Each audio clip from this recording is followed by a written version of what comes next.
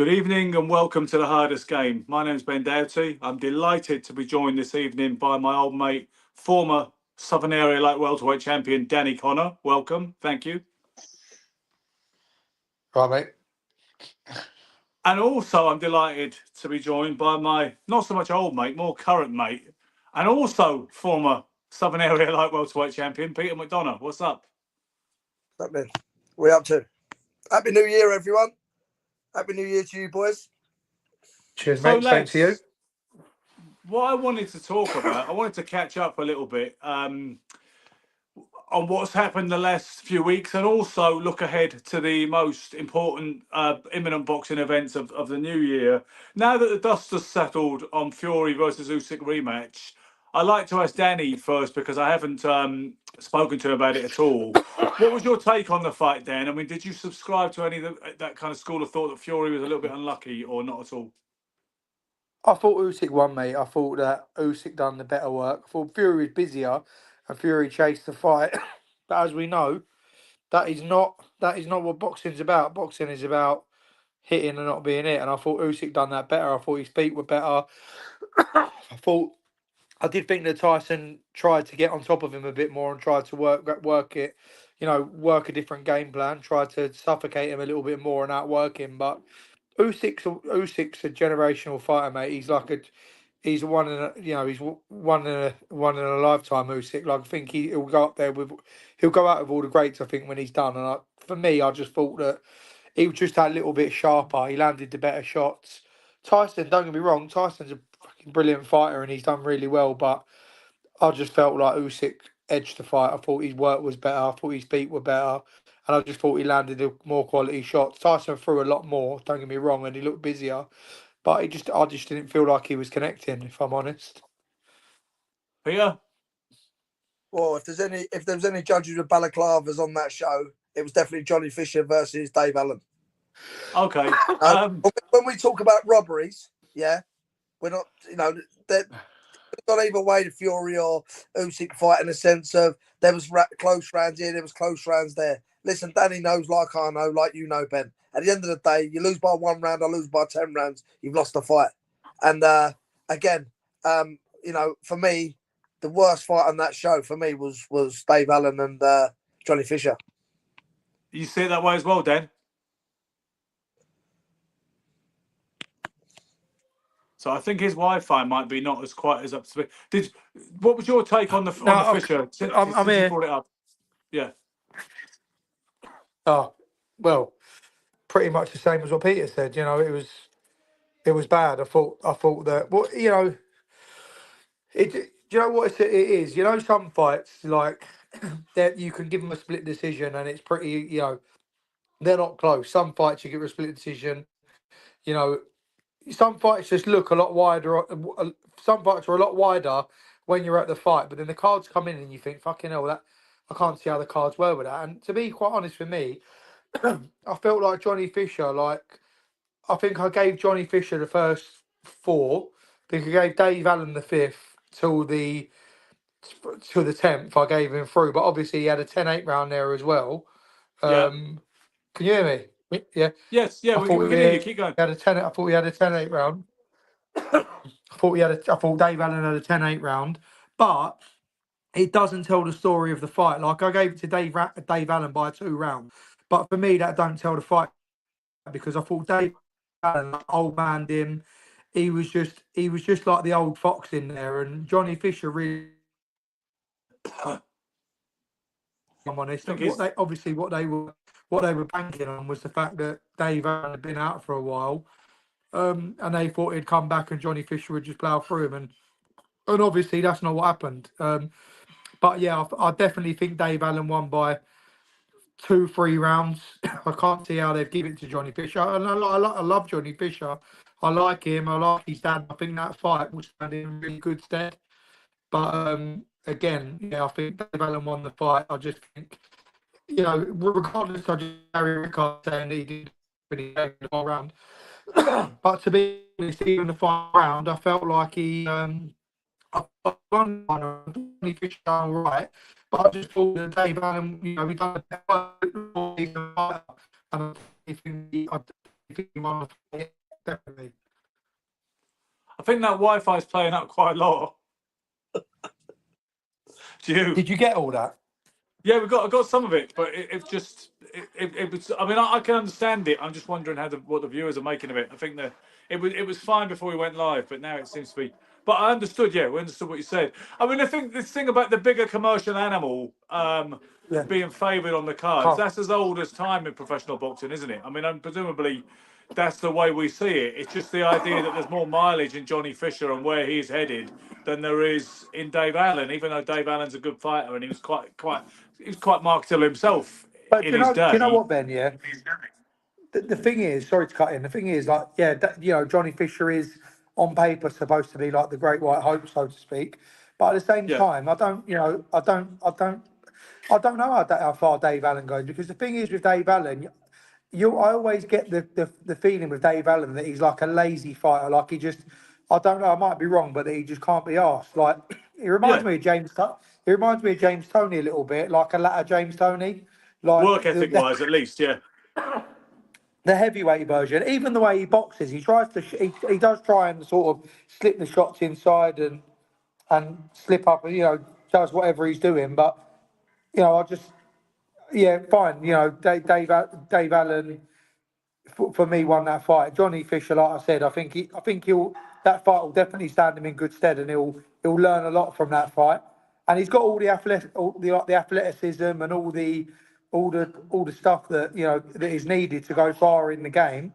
But it's just whether he can do it. Can he apply what he's learned from the Dave Allen fight to what he's got, and can he move forward with that? But he definitely lost.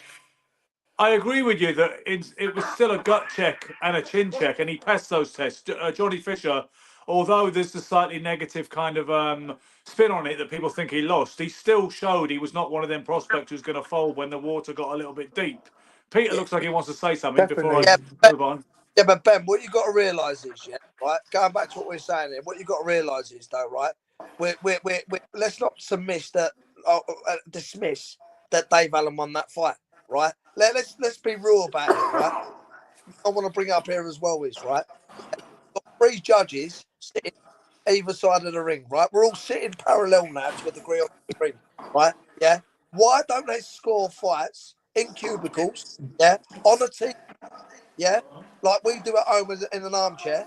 Yeah, and watch the fight from the same angle. Because you know what it is? Boxing's run on opinions, right? It's not run. I don't know how boxing scored. I don't know. I've been in boxing all my life. I don't know how they score boxing because one person around one side of the ring and say, "Well, I see it from a different angle." Right. So if we can keep using the same things as what people are using, we're always going to have these. We're always going to be in these positions with boxing, right? The problem, right? Oh no, I see it differently. Oh, I wanted the geezer who was coming forward. I wanted the geezer that was going backwards. I thought boxing was hit and not be hit. Everyone makes their own opinion up on boxing. That's the trouble. I think the guidelines are so hopelessly blurred, and it's all very well saying that they go on the basis of that quadrant of points, which is effective aggressiveness, clean punching, ring generalship, and defence. But those in themselves can be very vaguely applied, and you can just refer to. I remember there was an American boxing magazine in the 80s, and they were doing like a kind of jokey glossary of business terms in boxing. And when they got to ring generalship, they defined it as what boxing judges refer to when they score a fight for the wrong guy. And obviously, I think it's too much of a smokescreen, and judges are not asked to justify their scorecards, which people think they ought to be. So, I mean, we've spoken about it a lot, Peter.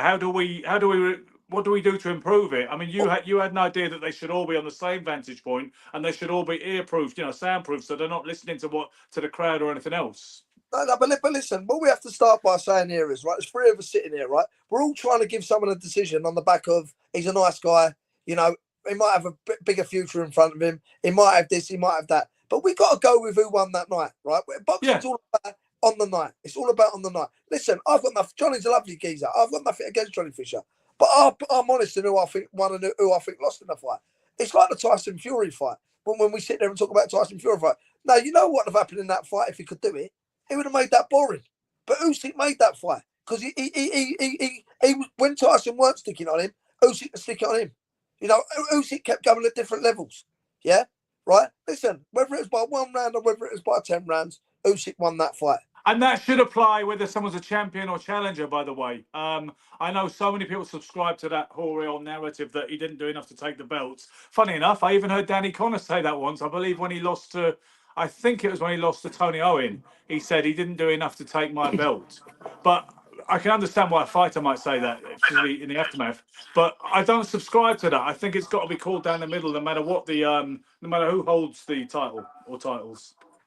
Yeah, I don't well, know if you've changed your when I mind, boxed Danny. Tony Owen, to me, when I boxed Tony Owen, I thought he won the fight. When you're in there all adrenaline up, like I felt like I'd lost that fight. So it is what it Yeah. is. But the corner was telling me different. I don't care about that. Do you know what I mean? He won the fight fair and square. But I don't agree with that bullshit. You've got to take the title. You win the belt. You win the belt. As simple as that. Well, what I Thank do you. think is that you don't give.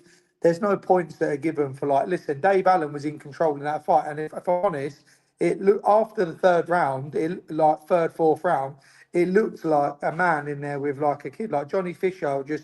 He looked like, not a man in there with a boy, but it looked like a novice in there with a seasoned pro because But it is Dave not, Allen was. he's a novice. He is a novice. Yeah, He is, exactly, and exactly. I know for sorry to cut in on you there, right? But I want to make No, go on, something. mate. I want to make something really, really plain here for people, right? Right? Gareth A. Davis, right, turns round and he has an opinion, right? You can't be opinionated in boxing. Danny Collins is opinionated. I'm opinionated. You're probably opinionated too much as well, Ben. Yeah, right. So look, guess what? We're not on the zone or we're not on Sky. Or we're not on this yet, right? But let me explain something else here, right? So when Gareth A. Davis turned around and said he thought Johnny Fisher lost the fight, Big John absolutely ruins him, right? Yeah, and he says, blah, blah, blah. And then he comes out of another comment. And he turns around in another comment, because I'll pick up every single comment people say. He turns around and goes, well, I think them YouTube fighters, they shouldn't be shown the same respect as proper fighters. Hold up a minute. What did Johnny Fisher do as an amateur? We're not talking. No, he didn't do anything, did he? He didn't do anything as an amateur. We're not, he was a rugby player. We're not talking about a kid that won a gold medal at Olympics, are we? And No. but the thing is, one thing I will say is that you know what it is. I feel like boxing fans, boxing pundits get too comfortable with like disrespecting people and being a bit rude, and that's what I think. You've got to think, Pete. Johnny Fisher, it's his old man, right? So at the end of the day, like Gareth A. Davis, he's a character, and he has got the right to have an opinion. But for me, there's like a line where it's like you don't. They're all good Sometimes, now while they're doing well. They're all good while yeah, they're doing yeah, well. I get what you're saying, And Pete. blowing But smoke up people's asses. Be but realistic. sometimes Be I just realistic. don't think it's. Fighters are. Be I realistic and just have good don't things. think it's cool. Sorry, Pete.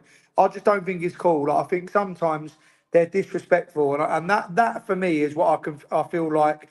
Like I put a video up on my Instagram saying that Johnny Fisher lost the fight, but I made sure that I was respectful when I said it because I like Johnny Fisher and I like his dad. And he's always polite to me. They're always nice people. And to be fair, Johnny Fisher's not a bad person. He ain't out there slagging people off and coating people off. They are what they are. They don't pretend to be like that. He's an Olympic gold medalist. He sells a lot of tickets because he's a good fella. He's a nice kid, and he can punch a little bit. So they've all jumped on the bandwagon. But I'll tell No, you, Gareth A. go Davis on. said he just turned around and said he lost the fight. What's wrong with that? Yeah, but again, I think he's a little bit smug sometimes with the way that he says things, and I think that you got to think as well, Pete. It's probably rubbed his dad up the wrong way. So I get what you're saying because at the end of the day, I did see that interview where he said you're not welcome around my house and all that, and it did seem a bit moody. I know what you mean, but Does same Gareth A. time, Davies normally go to the house? I don't Or is know. I Yeah, that don't something think that's so. changed? yeah, he's been there. He's been there. He's been there. When he was blowing smoke up his ass, he was there. Listen, this is what I'm saying, Ben. There's no straight down the middle, people. They all go one side or the other side. They don't sit in the middle. Yeah, it's a Hundred notoriously percent. political landscape. And that's the trouble. These days, the media But is boxing is like that, unrecognisable. yeah. Sorry, what? I'll tell you one thing, Ben. Sorry, boxing is full of egos, right? To be a fighter, you need to have an ego. You need to think you're the best. You need to think you're number one. And Yeah, even myself, like I was only an area champion, but in my mind, I was going to be a world champion. And if you haven't got that mentality, I you're in know, the wrong yeah. game. So when people dig you out, when people criticise you, they might not even be digging you out. They might just criticise you on silly things, but you take it to heart. You Pete, reject it, yeah.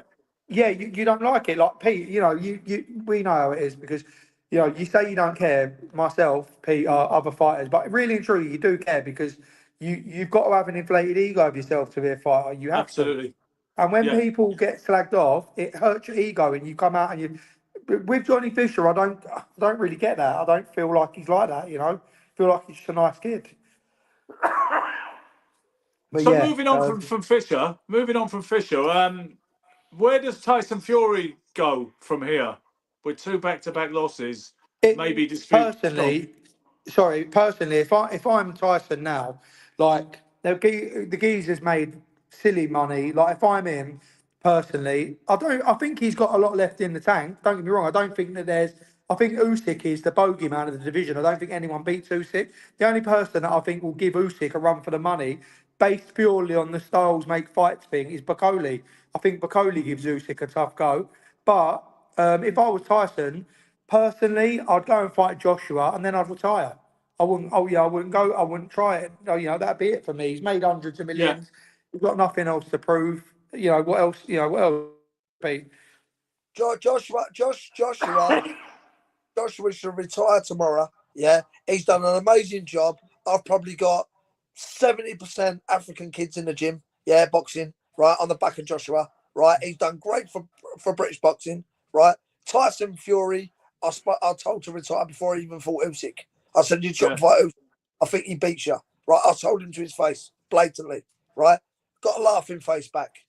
I wasn't going to put laughing faces back to it, It wouldn't but have been a good financial decision, though, would it? Not to fight him. I'm sure he No, won't and, regret and having that, the two that and that fights. is what you've got to look at, Ben. Right?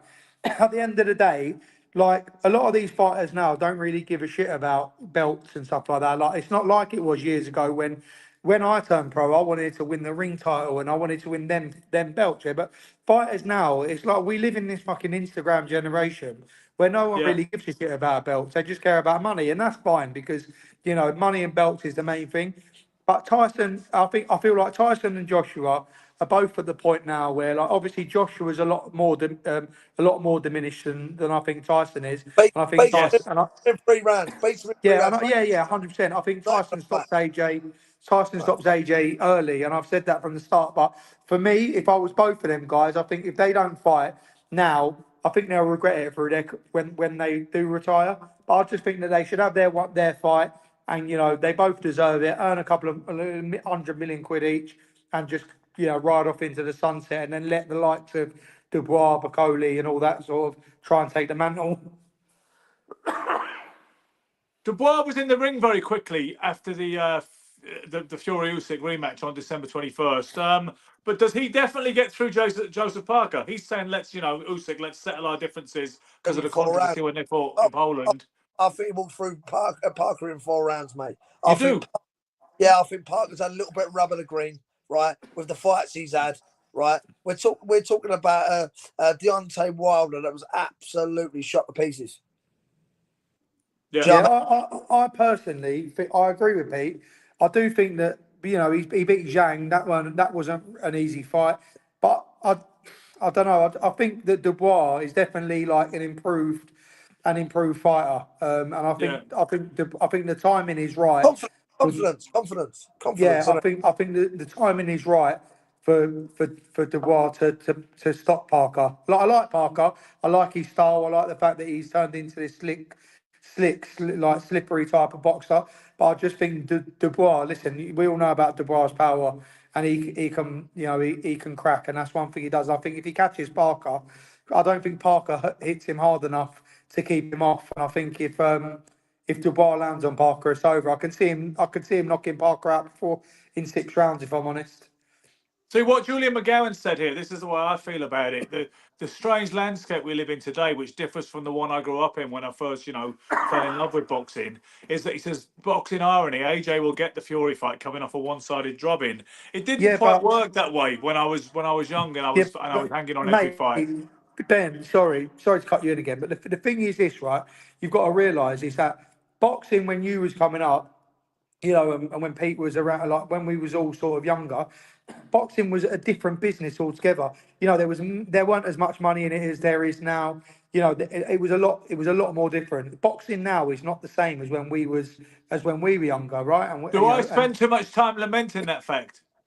No, not really. But you know, it is what it is. It's like me with football. I love football, but I always say to everyone, the Premiership ain't what it used to be. Like the likes of Henry and Cantona and all that, they were the bollocks, and there were characters in football. And I think it's the Yeah. same with boxing, right? But the thing is, you know, it doesn't matter about, you know, oh, you know, the irony of it is AJ will fight Fury. Fury's not a world champion. There's nothing stopping that. You know, Fury's got no True, he's obligation not to do getting a shot at anything. anything. I understand Yeah. that point. Yeah. Yeah, so Fury's, you know, and at the end of the day, it's a massive fight for England. So if that fight doesn't happen, it will be a travesty. Should that, you know, it's the same thing as that fight for me is the same as Floyd and Pacquiao. It should have happened years and years and years before it happened. But you know, we're going to get it when they're both diminished forces. You know, but at the Better end late of the than day, never. yeah, you know, it's shit. And like Peter knows, Tyson takes AJ out within, you know, 3 or 4 rounds. But look, Say to you, I will say to you, right? I watched it back today. Sometimes I go back over fights and I watch them back today. Right? And there's a shellacking that comes from the corner, from the Ben Davison corner, about him throwing the jab and the right uppercut, right? Now, I'll tell you something. Watch just before, right, he gets caught with that right hand over the top, which I said he gets done with. I said he gets pinned with, and I said he gets pinned in 5 rounds of it. The Fisher right hand over the top, I'll call it, right? Yeah? Right? But let me say something to you. AJ hurt him and he was gone at that point, yeah? He went to throw that uppercut. So now, if he went right hand and he dipped into that, he would have got hit with that uppercut. And he would have got done himself. He was gone. He was gone himself. It was a What the shot from VAR nowhere. was. It was a shot from nowhere. It was a big right. He hit do the you know big what right. it was? He stepped in, he threw the uppercut, he stepped in and threw it, but Yeah, he stepped in with his hands down by his waist, Yes. and that's why he got clipped. yeah, yeah. No, but what I'm saying, though, Dan, but what I'm saying is, though, he done him the right hand over the top for that. He was gone. He was gone. The bar was gone. Oh, Yeah, was he yeah, I gone or know, was he yeah, buzzed? 100%. Was he It gone or was he buzzed? only He went. was buzzed. Thank you. It was buzzed. All right, it was buzzed. But let me tell you, if he'd got him with that uppercut, he would have gone. And again, Yeah, if he was heavily buzzed. I'd say he was heavily buzzed. yeah, Do you know what I mean? Yeah. if we don't have balls, it'd be my granddad. I understand that. But what I'm trying Yeah. to say, right? Luck runs out for some people sometimes. Yeah. So the tactics from the corner of the Ben Davison corner for that fight, the luck ran out. Do you see what I'm saying? But do you know what, Pete? There's no tactics in the world that would have won him that fight. Father Time, and it is, and Father Time has come to Joshua. It's done. Like it, the Joshua who knocked out Dillian White at the O2 all Yeah. them years ago would have knocked Dubois out. But he hasn't got that anymore. Well, He hasn't got that. the What's Tyson that? Fury that done Deontay Wilder in the second fight was never the same Tyson Fury in the third fight. Yeah, Or you know, it happens, don't it? You have Yeah. your fights, they have their fights, they have their tough fights, you know, and they go through what they go through, and there's a downward slope. You go to the top, and then you start coming down. And Joshua's at the bottom of the mountain now. He's Yeah. there. Like, I'm not being funny, but if you stuck Joshua in with Fabio Wardley, I think Fabio Wardley would beat him as well. You know, it's just I think so his too. chin's At this gone. point. His Yeah. chin has gone now. Like I he's think taken enough punishment, and that's it. I think his head's gone Yes. as well. His head's gone. His head's gone. His mental. His 100%. mental. Listen, he's made hundreds of millions of pounds, right? You know, where you need to stop the ego. Someone needs to get hold of Joshua and go, listen, mate, it's done now. Like that's it. Like you've had your day. Get this fight with Tyson done, and after that, that's it, mate. You know, it's done. You're calling it a day. Hold up. You got the likes of Chisora bowling around the place. You got the likes of Joe Joyce bowling around the place. I retired a long time ago, Dan. You But know I'll what I tell mean? you, but the thing with, let me tell you something though, Pete, right? Joe Joyce, yeah, fine. Joe Joyce is the same as Joshua. He should be gone. But Chisora's tough as our boots. You could bomb him all day, and he's still in there to have a go. And to be fair to Chisora, he's in the form of his life, isn't he? After his last fight, he's not done too bad. So with Chisora, I feel like that's a little bit more of a. They're different fighters. Do you know what I mean? But Chisora is one of them tough, hard bastards, mate. Which he could stick around forever.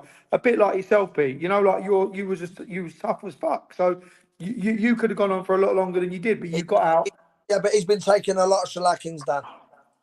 Pete, we know he's he's going to be talking to lampposts. Yeah, when Yeah, he's yeah. old, when So- he's a little older. So, Huh? do you believe there should be more of an intervention? Because I was about to ask you, Danny, is he any more at risk than any 50-odd fight pro, from suffering pugilistic dementia and various neurological kind of defects? Well, yeah. And Well, then look, you mate. preempted Let me me. just tell you. So, then.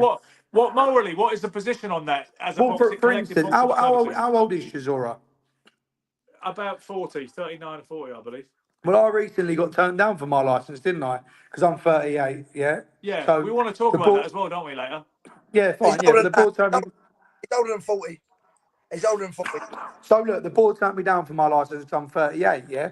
But Yeah. what's the difference with me boxing and him boxing? If anything, I've been out of the ring for 6 or 7 years, So so you I should be should, you know, fresher. I'm a lot fresher. Yes, that's true, though, isn't it? I'm a lot fresher. Chizora's been in there taking shots. So what's the difference?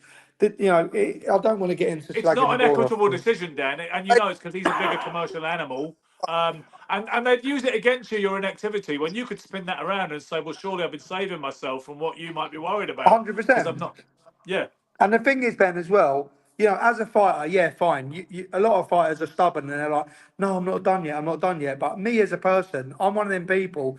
If I'm getting bashed up in sparring by people that I shouldn't be getting bashed up you with, call it. or I'll just call it and go, "Do you know what? Enough's enough." Like boxing's a hard sport. I don't need. But sometimes I feel like they don't give you the benefit of the doubt. And with Chisora, because he's earning millions and millions of pounds or whatever, he doesn't want to. He doesn't want to quit. But I feel like with Chisora, he takes a lot of punishment.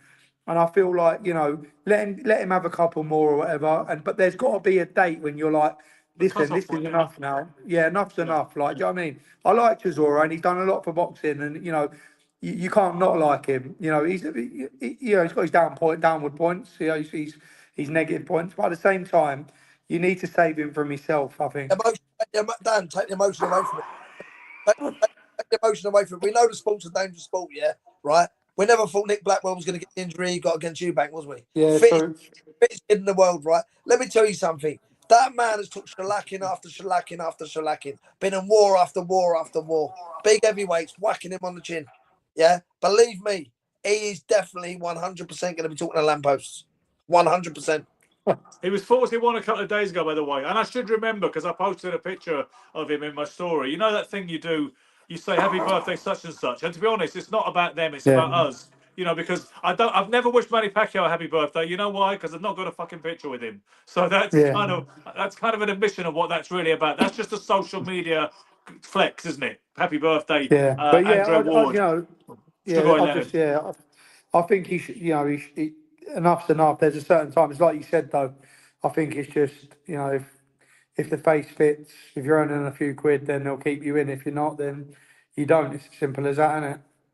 Let's segue into your situation a little bit, Dan, before we go back to global boxing. Then, why has it taken you so long? Because I remember you've not been in the ring since the loss to Maxi Hughes, which I believe was November 2017, and Yeah. you've said various times over the years that you weren't done and you still had a little bit more left in the basement, in the tank, etc. Why has it taken this long to get even turned down for a license? Don't just come I out the don't calf. even know, mate, to be honest. Huh? He's What only did you just come say? out. He's only just come out the calf. Yeah, Yeah. there was a very long Do queue you, at know, the do you know chip what shop. it I was, get it. Ben? I don't know. I don't know what it was, but do you know what it is? I'm the king of procrastination, mate. And Yeah. I think I'm going to do this, I'm going to do that, and before I know it, years have gone by and I've not done it. And it was like I didn't. Do you know what? It seemed like yesterday I boxed Maxi Hughes, like, and the sad thing is, I don't actually feel like I ever really showed my best. But it is what it is. It's boxing. It's done. But again, like I tried to get my license back because I thought 38. I'm not too old. Like Peter boxed until he was fucking 40 or whatever. Lenny Dawes, another one. Like there's a few fighters that have gone on and boxed, till they're older. But it is what it is. I think they said they're tightening up on things. So it is what it is. One of them things. But it does piss me off when I see kids that have like had fucking no amateur bouts or 2 or 3 amateur bouts, and they're getting licenses, and I just think they're shit. Do you know what I mean? They shouldn't even be in a Yeah. boxing ring, but that's life, innit, Do I you know? suppose. Do you know why I will give you a license on the spot more than anything? Why? Because you just used the word procrastination, and while you can still do that, why should you not be given a license? Let me see if Derek Chisora talks about I meant, procrastinating. Ben, I meant pronunciation. Yeah, you shouldn't have shown your hand. You were doing well there. Yeah, I know, see. So Dan, what were you talking about on Facebook today when you said you'll be renewing a rivalry over 8 Yeah, rounds I've and an got. old Do you know what opponent? it Can you is, tell us? Ben? Lately, I'm as you well. It's no secret. I've turned into a bit of a fatty. So I just thought to myself, I need to sort myself out. Like I need to get my health in check. But the thing is, I can't find the. I know you'll be the same, Pete. It's hard to find to get up Motivation, and yeah. go to do it. Unless you got something booked in or you're fighting, it's hard to like go, oh, do you know what, I want to do this or I want to do that. So I thought, do you know what, I'm going to get a fight booked in. And as luck would have it, I was recently talking to someone, like, I'm going to put it out there Sunday anyway, you know it is anyway, but I'm going to put it out there Sunday it is. But I was talking to someone recently about boxing again and was like, yeah, why don't we just have another go? Fuck it, we'll get it on, do you know what I mean? And just see how we Like a get on, you charity know. show or whatever, Well, like it's one of them. What it's unlicensed one, but yeah. it'd be 6 threes or 8 threes or something like that, and it just give me an excuse to get rid of the boobs. Do you know what I mean? And it's a former opponent, is it? What's that? Is it a former opponent or a Yeah, former sparring former partner? opponent. Yeah, it's a former Okay, Southern Area champion as well. I think I know who it is, but Yeah, I think I could but do you guess. know what? It's nice because now I thought to myself, it sort of opened a bit of a can of Violent, worms. Because, what's that? you violent, isn't it? Nah, you're having a laugh. He's got too much money. He wouldn't be doing that. But do you Who's know what that? it was, Ben? Boylan. But do you know what it was? I thought to No. myself, when I put it out there, I'm going to box again. I had like 2 or 3 fellas, like all ex-pros, message me like, I'll fight you. And I'm like, wicked. So it might even, you know, I might even have a few before, and Oh yeah. then we'll see how it goes. Do you know what I mean? If, like I said, if I go in there and I'm getting bashed up, then I just won't bother with it. But it's just something to keep my mind focused on something, keep me out of the calf, and just give me a bit of drive back and a bit of direction back, mate. Yeah, sometimes for ex fighters, nothing seems to work like a date hanging over you. However, whether it's a pro fight, an amateur fight, a tournament, or whether it's even like you say exhibition or something, it seems to focus you much more than just playing vanity. Peter, talking of vanity and aesthetics, have you got your finger over the screen in some fashion? It looks like there's like that expensive, Oh, but yeah, yeah, just. yeah. Is that necessary, or could we possibly dispense with that, please? I mean, Oh, God. both of you are moving around like fucking amphetamine addicts in a methadone queue. It's like with the jumping on the screen. Sorry, Um, mate. but you know, they say never work with children, animals, or fucking Xboxers. Guys, the next thing of real interest in the this first week or so of January is Jay Opetaya defending his whatever cruiserweight belt he holds. It's hard to stay abreast of these things against a fella called David Nikita. Eddie Hearn said he thinks that Usyk versus Opetaya is the real next big, great, intriguing mega fight, and that you know. Do you? I mean, where do you stand on Opetaya? Are you high on him, Dan? Yeah, I like him. I don't think he's a bad fighter at all. But again, I don't really know. I don't really think the level of fighter that he's boxed so far has been like great. I don't think there's much around in that division, if I'm honest, apart from himself. But you Yeah. know, yeah, of course, him and Usyk is a massive fight. I'd like to see that 100%. But yeah, like I said, I don't think there's really much around. It's not like the old days where there was. He's a lot heavy, ain't he, Opetaya? Is he? He's a He's lot. a cruiserweight in actual fact, mate, which Cruiserweight, is why sorry. they speak about. Yeah. So yeah, so that it's not like you know back in the day when there was a little bit more depth in the division. You had like Vasily Jirov and other Well, fighters, yeah. decent Well, you fighters had in there. Usyk But a little while ago, even. You know. yeah, exactly. So yeah, I would like to see. Like I said, I think personally that I think that Bacoli is the man to beat Usyk. I really like Bacoli. I like him. I don't know why. There's just something about him that I like. And you know, I think Usyk Opetaya, I think is a really good fight. Again, you got you know, yeah, I think Usyk and Opetaya is a really good fight. I think that Usyk absolutely schools him, but you know that is the fight to make for sure. Peter, where do you stand on Opetaya? And any will Usyk be around long enough for that to come to fruition anyway? I've got a kid in the gym at the moment, right? He's 11 years old, right? Eddie Hearn's looking at signing him now, right? What we're going to do, we're going to keep Usyk around till this kid comes along. Come on, Yeah.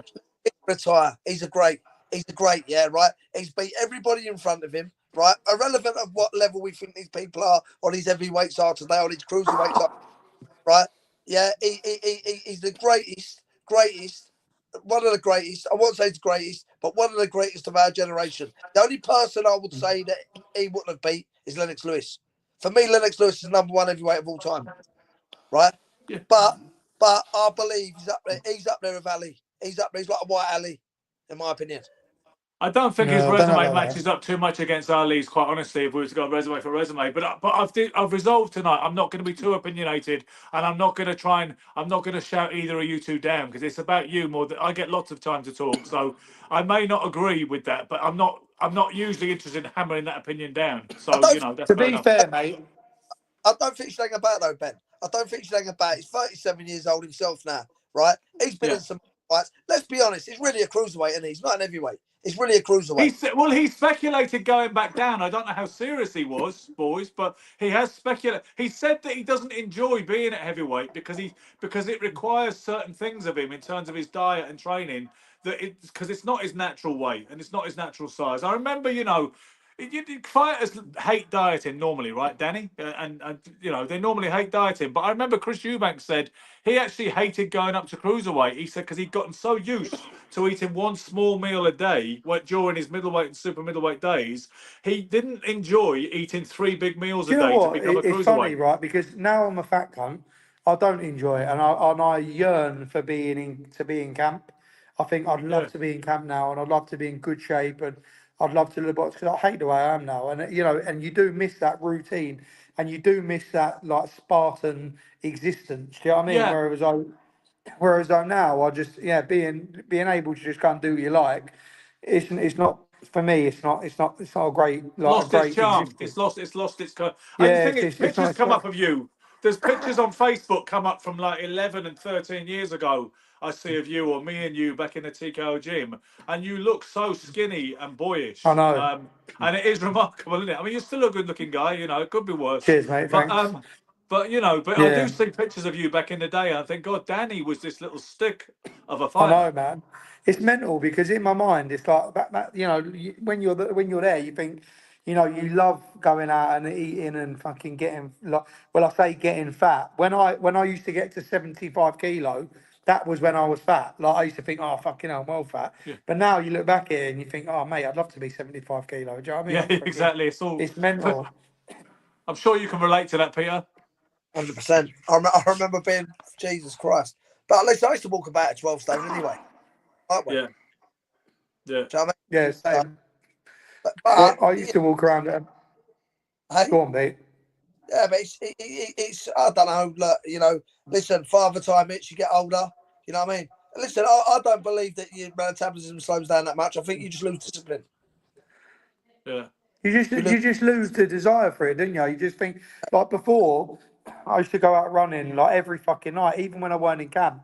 I'll be out running because it's just like ingrained in you. Now I've been like trying to force myself to go out running for the last month, and it just doesn't happen. But I run now, every like I said, day.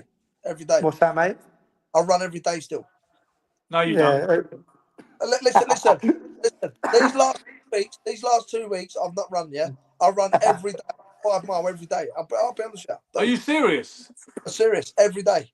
You I never think, like, told me that before. I think, but like, you know no, what he does, Ben, Ben?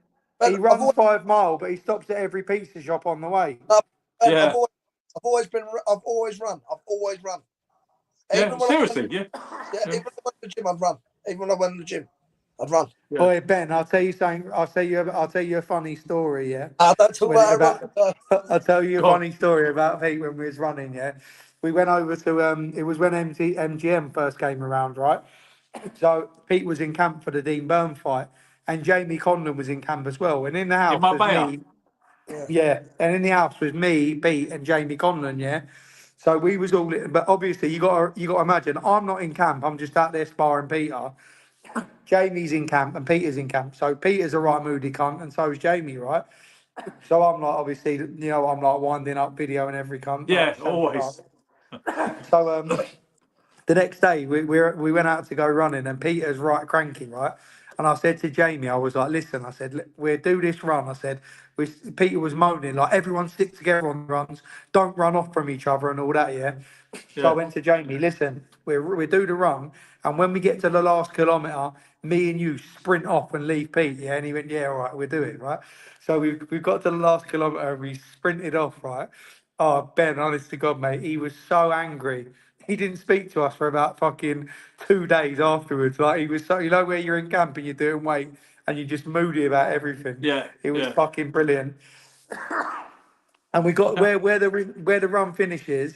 You walk a little bit, yeah, and then you get to like a hill at the bottom where you went to the MGM, didn't you? I went there once, yeah, before it shut. Yeah, Do you remember where you used to come out and you used to walk down under the under the motorway bridge? yeah, yeah. So me Balasala, and Balasala. Well, that me fitness and Ja- back, by the way, Pete. me and Jamie got to like me and Jamie had walked ahead and we got to like the bottom of the bridge, yeah. But we've been walking for about a mile at that point, and Peter all of a sudden just sprinted past us like up the hill, like as if to say, "Oh, one, I'll beat you." So like he was being so petty. It is fucking brilliant, mate. Honestly, it's funny as fuck. You ask Jamie about it when you see him next. Say to him about that time you and Danny Connor ran Peter up running. He'll cry himself laughing. It's brilliant. Well, you I'll say one thing. I'll tell you how fickle boxing is. I'll tell you how fickle boxing is. I'll produce a good fighter very soon, yeah? Right? Watch all the promoters around me. Watch all the promoters around me. That's how fickle boxing is. It's style finger boxing. It is. We know that, but that's just the nature of the beast, isn't it? No, it's just, it is, isn't it? It's what it is. you know, well, you were talking about practical jokes, Dan, and your kind of persona in the gym, or probably that's what you're like outside the gym as well. But I mostly know you from the gym.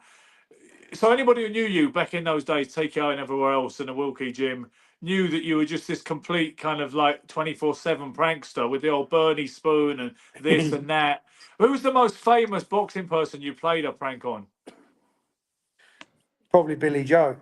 I knew you'd say that because you and Billy Joe had a war on at one point where you were just trying to Yeah. outdo each other with pranks. Do you know To the what? He point was where funny I as believe fuck. Jimmy Tibbs called a halt to it and said, "This has got to Yeah, he stop," did. He and it told us stops off. Do today. you know what he done? Fucking, for some reason, I got it in my mind that I was going to start riding my push bike from Mitcham or Carshalton to the fucking TKO, right? So I started riding the bike there, and anyway, lo and behold, the inevitables happened. One day I've gone out there, and Billy Joe's let all my tyres down the cunt, right? So Yeah, I thought that's all right. I'm gonna get him for that.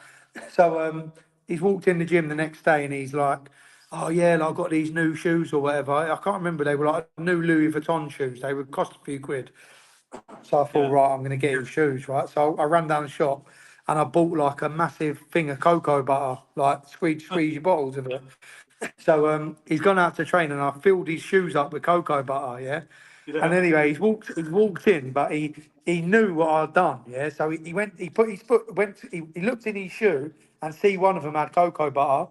He emptied it all out, cleaned it all out, put it down, and then he put his foot straight in the other one because he didn't think that I'd done it to him. Mate, it was yeah. fucking brilliant. Another time we covered his car in flour. He had like a brand new Merc with like a soft top. Covered it, mate, in flour, milk, cream, the lot, and just fucking. But you know what the funny thing was? It was the reaction that you wanted. You wanted the reaction from him. So everyone knew I'd done his car, yeah. And as he walked out, he'd parked his car round on the main road, yeah.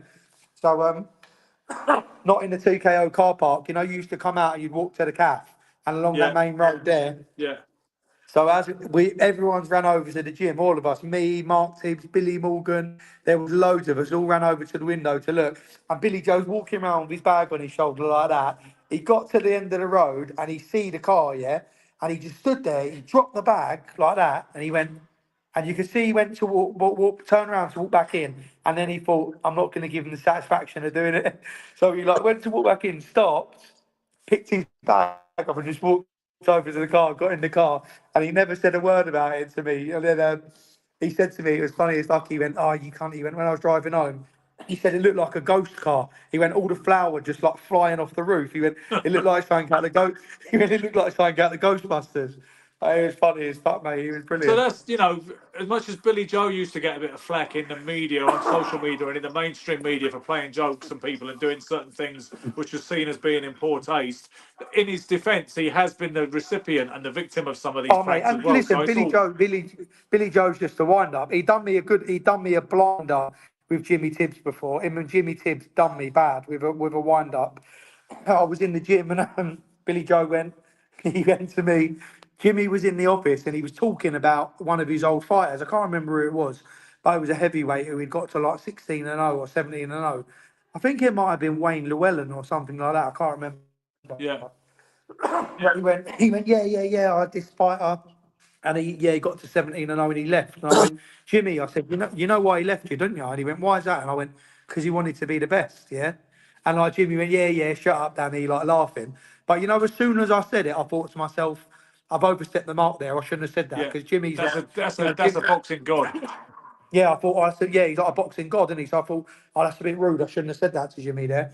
So the whole training session, I'm thinking to myself, before he goes, I'm going to apologise because that was out of order, right?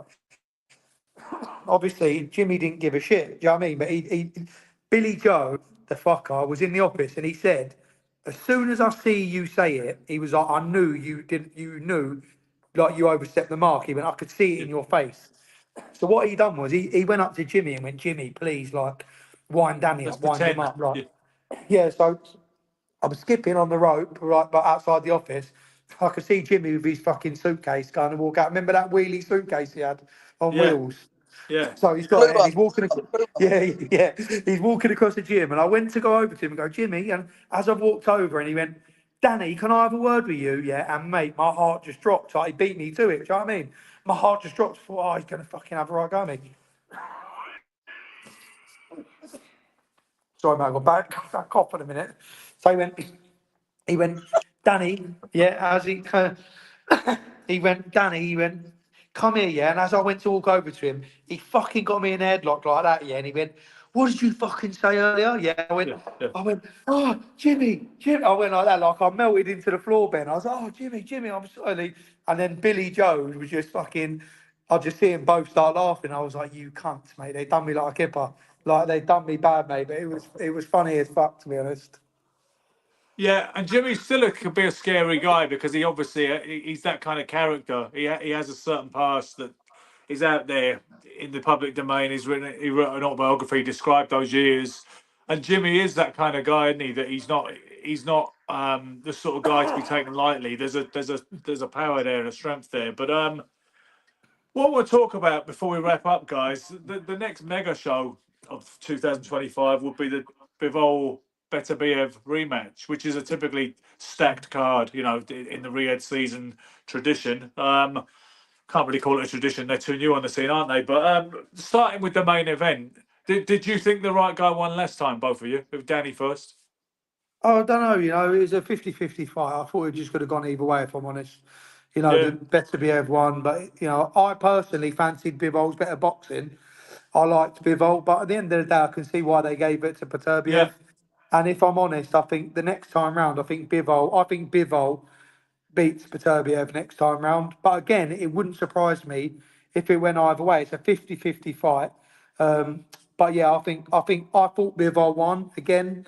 Could have gone either way, but they gave it to they gave it to Bivol. But yeah. I think Bivol beats Beterbiev next time round. I think he beats him on points. Might even stop him. What are you saying, Peter? Interesting. I see it totally the other way. I predicted Bivol the first time. I Bivol nicked the fight. I did think he nicked it, right? But what I will say next time, I think he bulldozes straight for next time, Beterbiev. And I'll tell you why I think that is because I think Bivol boxed out of his skin that night, right? And I think Beterbiev still had more in him. Yeah, You know what I mean? you're still fighting within himself.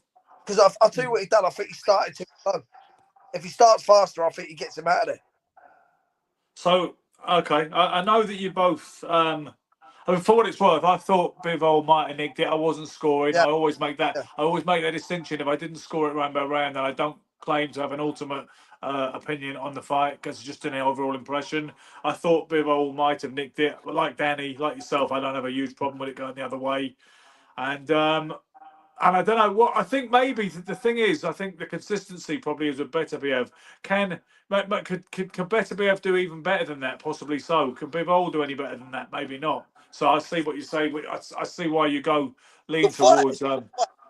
It's a good fight, and that's the fights you want to see. And again, I want to go back to. I do want to go back to it because I feel I will be bringing fighters up to spar with Mark Tibbs' fighters soon again, right? And I don't want to feel any animosity between people neither. Problem is, we can't have an opinion in this game. You know how it works, right? But going back to the Johnny Fisher situation with Dave Allen, right? The thing is, that's my opinion on what I see in that fight, right? And I know that's probably 90% of other people's opinion. A lot of people will probably keep their opinions to themselves just to stay in the, in the state of getting on with people. But I'll tell you what I will say. right? I'm not no more opinionated anymore. I'm just going to go with everyone's opinion because there's no value in doing it because all out of everyone in boxing otherwise. You Yeah, know but what I mean? I don't agree. I don't agree with that, Pete. I think if you say what you like, mate, I don't know why you stop your channel because you look now at Cole Froch coming out and saying what he's got to say, and it's like the public love him. If you'd have kept on going with your thing, the thing is, I feel like you chucked the towel in a bit too early, mate. Pete, they're never listen. You might get the odd thing with Box Nation every now and again, doing the comms and stuff like that. But at the end of the day, don't change who you are. You I've got to got a new, stick to what I've, you I've say got a because new, I've got a new path in life, Dan. Got a new path in life. I'm back in the sport of boxing, right? Ben's back in the sport of boxing. Ben will tell you the same thing, right? If you've got an opinion, Dan, they're not letting you know we're in the game. And the thing is, even in the amateurs, Dan, right? I keep my mouth shut if it's close and it goes the other way, or even if we get robbed, Dan, because I know we're back out next week, Dan, and we're going to go again, and we're going to do you be. know what, mate? It's the same with all sports, even with football. Yeah, I get it. On a Sunday, you get referees like in kids football. Sounds mental, but you get like referees that actively cheat to get to stop teams winning, and you can't say nothing because if you argue with the refs, they give you bans and all that, and before you know it, you can't say nothing. You just got to keep your mouth shut and get on with the game, and hope that the boys do well. And it's the same with boxing. I do get what you're saying, but I just think that's a shame. You look at Carl Froch, and apparently I read something today that said that Carl Froch apparently he's like the biggest like channel on in YouTube boxing. Like he's got the most followers this year, the most views in videos, and that's just Has because he? Yeah, yeah, because apparently so. Yeah, I read it earlier. I should do an inventory of that because it is interesting to me. I mean, IFL were always perceived as the kingpins on this side of the water. In No, recent times, some people have been telling. apparently Froch is taking over, and the thing is, Well, let's be apparently, let Boxing let. King Media was taking over too. Some people tell me Okay, Boxing King Media have more yeah, substance well, than they're quite IFL good now. anyway. But the thing is, right? Let's be honest. If you look at what Cole Froch says, that is what a lot of us think. Like I see Froch say stuff, and I think he's right. You know what I mean? He's right. Like I can see Yeah, why people like right, won't say that. he's sitting on 10 million quid, so it's a bit different. Well, though, do you know what I mean? Yeah, and the difference is, Pete, also, it's not just the money. He's sitting on a platform. He's like, we're no, not so much me, but you are known in British boxing. You box everywhere, you box everyone. Everyone knows British boxing. Yeah, I'm known a little bit on the scene as well, but you haven't got the platform. We haven't got the platform that Froch has got, and that's the difference. That is the difference. He's turned that platform into something massive. Whereas though I feel like if you had more of a presence on social media, like myself, then our views would count for more, and it would be a bit more valued. But because we haven't got that platform, people just don't listen to what you say, and it's easy for the big pin, like the kingpins, just to go fuck off, mate. Do you know what I mean? Listen, You know, listen, big people in boxing listen to what I say. You know what I mean? I'll get Eddie and that come up to me all the time. You know what I mean? What I say and what you know what I mean? They all listen. They all listen. They'll watch. But you know what, Dan? I just think I don't see the point in it. You know what I mean? I think find my own little thing. You know what I mean? Like I say, sweep my side of the road. Do you know what I mean? They ain't making me no money. So if they ain't making me no money, I'm not interested. You know what I Yeah, mean? I see the point. I saw an interesting tweet yesterday, Danny. Already shared it with Peter, but it was James Helder. We're talking about, boxing channels and IFL. James Helder tweeted last night, even. He said, over and above the money, monetization, and betrayal, the thing that's really hard to deal with is your kids not knowing how successful you have been. That's a kick up the bollocks that I have to deal with every day.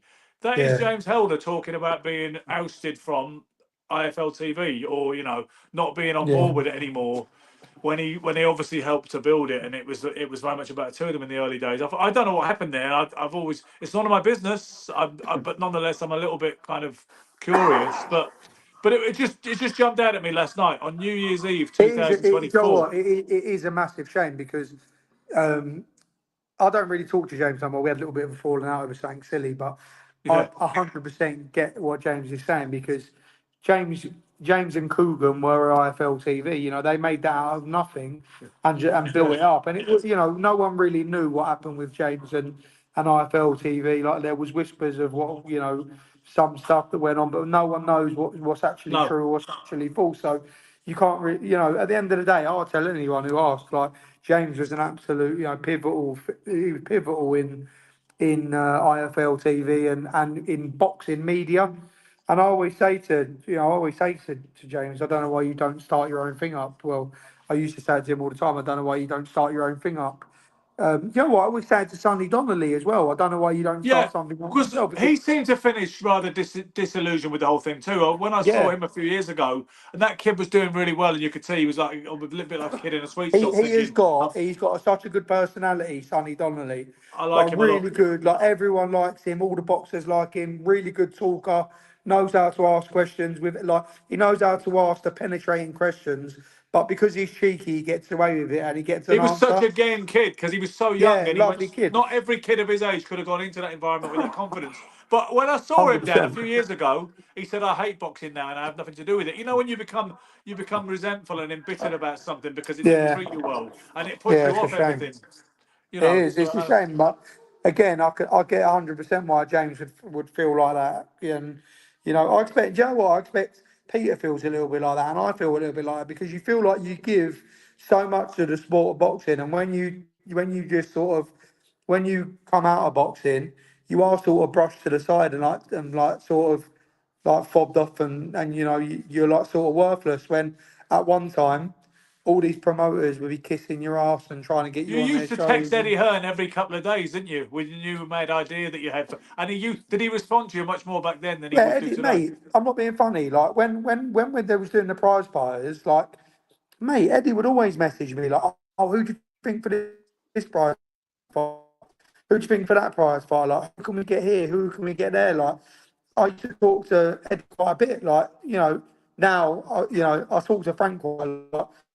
I rarely get like a message from Eddie nowadays, but it is what it is. I don't take it personal, it's business. But I've got nothing against him. I like Eddie. He gave me a lot of chances in my career that I fucked up.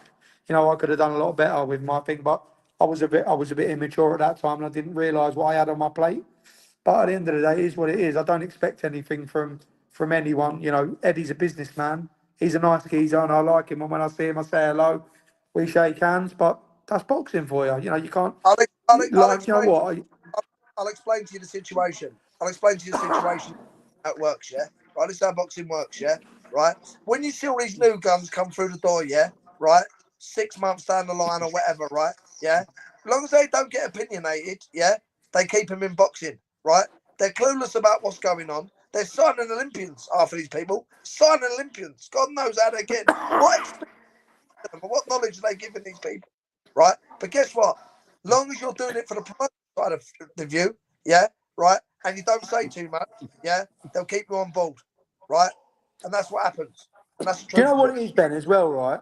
I don't know what you think, Pete, but even like when they made that fight, Dave Allen and Johnny Fisher, straight away I thought to myself, that is a silly fight to make. Like, Yeah. I don't think that that's a good fight for him to make. Even when they made Fabio Wardley and Fraser Clark, like Ben Shalom did the right thing there by trying to swerve that fight first of all, because he Yeah, knew that Fraser was like a decent standard amateur, but as a pro, Fraser Clark, sorry, Fabio Wardley is just like a different animal to Fraser Clark. Like I yeah. like Fraser Clark, but Fraser Clark for me is like a little bit like slow in his boxing, like he's. Whereas like Fabio Wardley is just fresh as a daisy, razor sharp with everything he does, and I always just thought that was a really shit matchup. But Well, sometimes I think to myself, I'll tell you what, I can't believe it's got to be in the history of all times. Ben Shalom is a Hall of Famer within 1 year of being a promoter. He's in the British Boxing Hall of Fame. Is But that correct? I believe. after 1 year, after 1 year, but do you know what, Yeah. Ben? Again, like that's mental. Like, where did that come from? Like, who decided? Who inducted him into the British Boxing Hall of Fame? Like, how long has he been with Sky? I'm not being funny, yeah, but please tell me what Ben Shalom has done better than Steve Goodwin or Mickey Elliott or any of them Yeah, them I guys. think it's just a question of opportunity, isn't it? And the thing is, there's been some talk recently that, they that want Sky will not renew that contract with Boxer. There's some talk about that might not be happening. So Do you know if it was me, yeah, Pete, fuck off. Do you know if it was me, yeah? Do you know what I would do you know if it was me, like I'd be spreading that around a little bit. Like you look at like small hall promoters like, you know, fucking Steve Goodwin, who's been around for years and years and years, and he's paid his dues. Like he's done his thing. He's been a really good manager to certain fighters.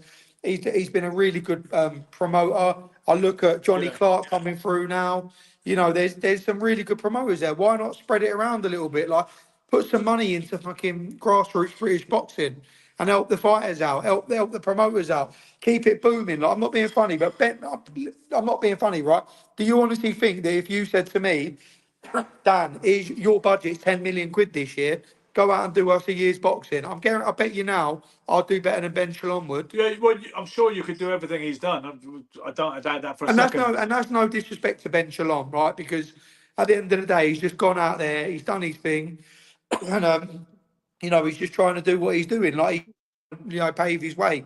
And I get that and I respect that. But boxing is far too easy for people just to walk in That's what after they've Peter done always fuck says. all. Yeah, Peter it's says true. we're the one environment that anybody can walk in off the street almost and become a power player. You know, Well, like, Ben, 100%. going back to what I'm saying, right? Danny was a fighter now as well, right? Like, going back to what I was saying, right, earlier, I was talking to you about, right? Amateur coaches, right? I always said it all along. Steve Eisen was a teacher, yeah? I had plenty of Mickey cheerleaders. Carney. I'm not slagging promoters I'm not slagging trainers that I had through my career. They give me time. I'm not disputing that, right? But let me tell you something. You give people the fundamentals and the foundations, and some geezer with tight jeans, a fighter, right, and taking 10%, and you ain't getting up off it. It's mental. It's mental. Do you know what, Pete? It's mental, right? I'll tell you what, right? I go to shows now and I see like trainers at shows that like I've been in the gym with and I've seen them on the pads and I think, fucking hell, like how has he even got like I recently learned like not long ago there's a certain trainer and he's had like there's a world champions training in his gym and the fella just has not got a fucking clue. Like I think to myself, yeah. why have they gone to that geezer? Like what is wrong with them? Like and it's just you talk a bit of bollocks and you're in there. Sometimes they seem to be able to hypnotise fighters with what they think is good for them. When, like you say, they're charlatans, and you'll see guys that will come straight off of Instagram and they've got no background, never boxed, never worked for an amateur club, coaching anything like that, and then they come straight into it talking about getting their name out there and trying to. And sometimes it actually happens for them, like you say. It's It's bizarre. mental. Like I said, like you look, yeah, like look, Ben Davison, for instance, like we'll just throw a few names out there because I know that I'm not talking about people like Ben Davison because Ben Davison, although he might not have done a lot as an amateur, but he's been around the gym, he's been in the gyms, he's been he's been around. Same with Angel Fernandez, like Angel Fernandez, he's been around the gym, like he's been around boxing, he's had fights, he knows how it feels to get a punch on the nose. But at the same time, it's like you look at people like Ben Davison's a brilliant fucking trainer, really good. I like Ben Davison, right? And I like Angel. But if you look around like boxing, for example, you look at, fighters that, they're in the game and that was in the game for years, have got a wealth of experience, a wealth of knowledge, and there's just no place for them in boxing no more. It's sad, really. Yeah. It's like, but it's sad. I would still put Ben in front of a lot of people that have been in the game 30 years, and that's the truth. What's that, mate? I'd put Ben Davison in front of some people. Yeah. A million percent. Well, you must have seen too, Danny, that some of the old school coaches who have been in it for 30 or 40 years, whatever, resent the success of people like Ben Davison. They see him as a Johnny come lately because they probably don't realise how savvy he is and how hard he works, They hate it. And the thing is, it's like, you know what it is? It's because, they look at, Ben or whoever else, like doing really well with their, Angel. Ben, Angel, whoever, like they look at them doing well and it stings them a little bit. But at the end of the day, it's what it is. Like you're never gonna fucking shine bright by putting out someone else's fire, are you? Absolutely not. And you shouldn't be in competition with anybody else or comparing yourself to somebody else because we have to acknowledge as coaches that there's an element of luck involved, and you're not the guy. You're not fighting. You're not the guys in the ring. What 100%, 100%. And I will say something before you do wrap up, Ben, as well. Right? Yeah. One day I'll have world champions, right? But I guarantee you, I'll be the person that stands on that telly when they interview me, and I say, "Listen, that kid come through my door. That kid is special. I've brought something out in him. There's no doubt about it. But I've ain't got no magic wand, right? The problem is with coaches, all of a sudden, this coach has got a magic wand. But as soon as the fighter goes and gets beat, right, he gets hammered, right, and knocked down. But listen, you ain't got to knock me down because I'm not telling you that I'm doing the fighting. I was a fighter. I was doing the fighting when I was fighting. Steve Eyes was an unbelievable coach, but he couldn't make me do what I've done. I've done it Only as myself. good as a guy on a stool. Yeah, I've A done it million, myself. 1,000,000%. Yeah. 1,000,000%. Another thing I'll bring up, and I know Daniel like this, right? Because I know he's a massive, like, he was a lover of Brendan Ingle, God rest his soul, right? I am going to do the Brendan Ingle thing. I'm going to Yeah. sign contracts with kids before they turn pro. I'm not having kids leave me after me giving them a wealth of knowledge, yeah, right? Looking after them for years, not weeks, months, years, building a foundation and fundamentals, yeah? If I build But do foundations, you know what it is, Pete? The difference with Brendan Ingle is he didn't sign them kids with contracts. They came into the gym and they loved him. And if you give people, if you all you can do is give people what you can give people, and they'll follow suit. If you go in there and you've got a kid that you take from amateur, you turn him pro, and you've got that option to turn him pro, and you give it, and you've got the place to go to him. Oh, do you know what we can do with you? Once you've gone out of there, I'll get you signed with Matchroom. We'll get you a promotional deal with Matchroom. I'll manage you. to him. All them, Johnny Nelson, what's his name, Kel Brook, they all had contracts. All had contracts. Yeah, but not from From young. young. From when they turned pro, they did. No. They all had contracts. They all had contracts that they had to go the Ingle way.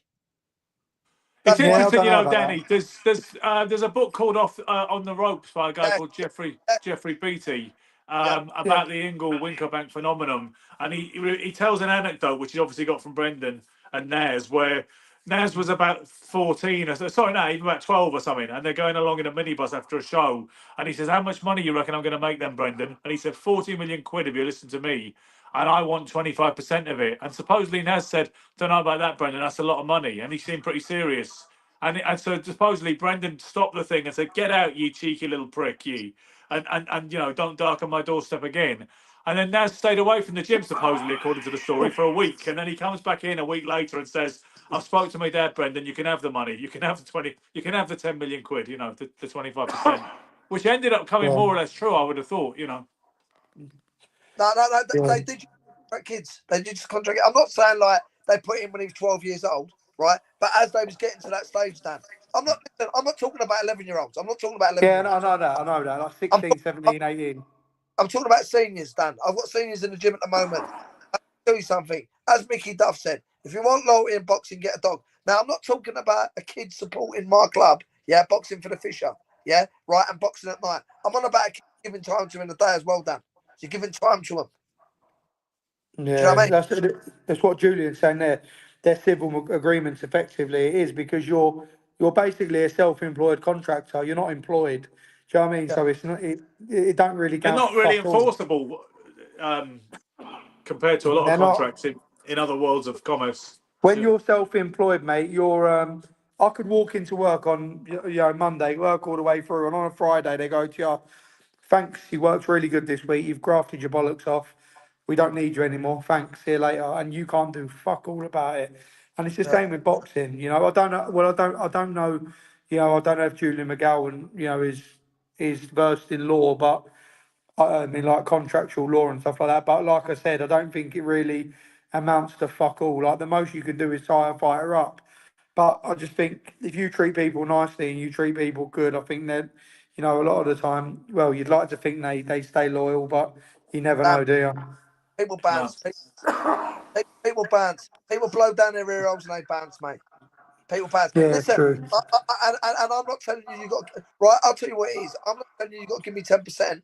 Yeah, right. For me to train you, right. You can go with somebody else if you want, but I'm taking 10% of what you're making. Yeah, I know what you mean. You know what I mean? Show me Especially right. if you had a kid from when he was younger, Yeah. then yeah, I do definitely agree with that. Well. Do you know what? Even Do you know what, Pete? Even in football, right? It's sorry, it's mental, but it's so relatable. But even in football, like there's kids that I've had since they were like, I don't know, they're like under 15 now, but there's kids that I've had since they were like under 12. So I've had them like 3 or 4 years, and then all of a sudden, a bigger club from like a division above, or even the same division as us, comes for them, and they just fuck off and leave you, and you think, Jesus Christ, I put all my time into that boy, and then you think they just fuck off and leave you. Do you know what I mean? These are kids that you take them for calf in the morning, you pick them up, you might even buy them football boots sometimes, but they just fuck off and leave you. It's mental. Like there is, it's rare that you get loyalty. how many days a week do you train them, Dan? I train. We train once or twice a week, and we play a game on a Sunday. Yeah. So 3 times a week. Right, we train 5 days a week, Dan. You're out 7 days a week in amateur boxing. You know how it works. Oh yeah, 100%. Of course. I Yeah. mean, but some of them double up as well, Dan. We double up. We do like session in the day and a session at night. Yeah. You know what I mean? Listen, I want them all to become champions, and I want them all to do well. You know what I mean? For themselves, not for me, for themselves. But Yeah. when kids just drop you out, and Dan, do you know what it is? It's not if a kid drops me out and goes with somebody that knows boxing. It's when they drop you out and they go with someone that ain't got a clue, Dan. Do you know what I mean? Yeah. It kills you 100%. Hard work's Well- left behind, Dan. On that note, and somebody several comments back said, you can tell these guys know boxing. I don't think he's familiar with us, but he just says, you can tell, he's built a stand-up, says you can tell these guys know boxing. This channel isn't fake, real, genuine opinions. That's what I'm going for. All you got to do, Ben, all you got to do is look at our fucking noses, mate. Yeah, and you can see that we obviously weren't terribly good at it. Exactly that. But guys, it's always a pleasure. There's nothing remotely fake about either one of you. Proper boxing people and good friends, both of you. In closing, Danny, can you tell us when you can reveal the name of the opponent for this exhibition? When Hopefully, will you be able to- hopefully Sunday. The boxing Do world, that. the boxing no. world is no, I can't do it. The boxing world is in limbo, waiting He's on for me to reveal. tenterhooks, waiting for the The whole we damn boxing breathe world. almost until we have the cognizance of that, Turkey's of your anniversary. Turkey's been messaging me. Yeah. What's his name? It's not what's his name. Tony Bellew, is it? I think I can guess who it is, but I'm not going to ruin it right now. Peter, always a pleasure. I'll come and see you at the Fisher in next week. I think it's already Thursday. But guys, for those of you who watched it, I hope you enjoyed this rather disjointed, genuine conversation between three boxing blokes. Press the subscribe button if you haven't already done it. Try and make me look at least a little bit plausible, for God's sake. In the meantime, be lucky. Keep punching.